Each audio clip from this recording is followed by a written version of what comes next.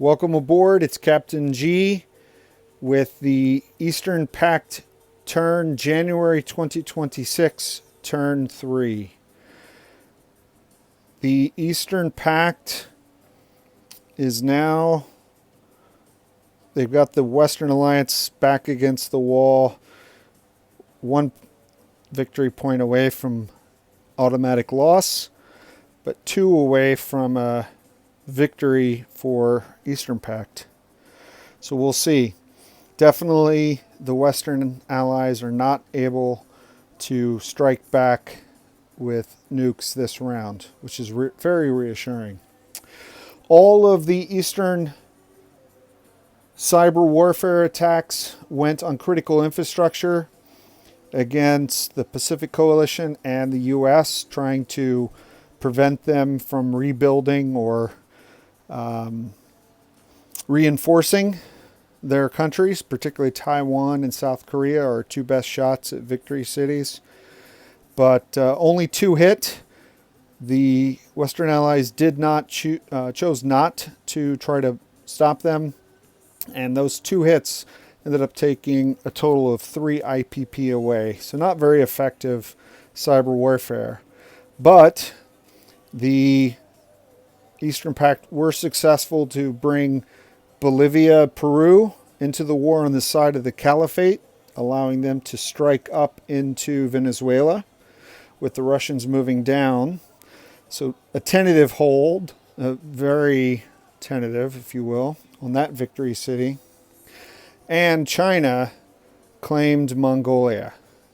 So that put the nuclear forces for China and Russia at ease with stopping the Western allies from influencing that country and threatening our ICBM spots, which the Russians just upgraded to these lovely new ICBM launchers. Very nice.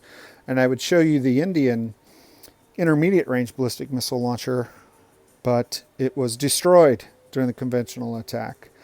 The only strike really in the Pacific was sub-hunting successfully in the Sea of Japan to remove any obstacle to Chinese sea lift, and also the attack on India made the decision ultimately to give the territory to Russia, who had 1 infantry participate, because that put them at par. Both Russia and China now have 42 IPP, and it's the Russian theater, Europe, that they need the most reinforcements, because this is right now at risk of the Western Alliance striking back.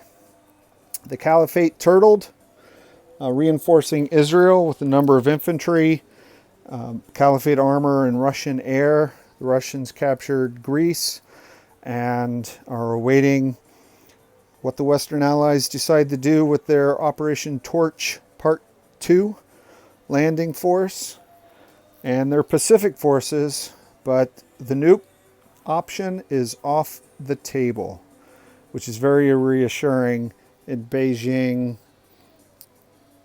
Tehran, and Moscow. With that, we'll end this turn. Very successful one, but hanging on by the fingertips on this big lead. We'll see what happens. This is Captain G, out for now.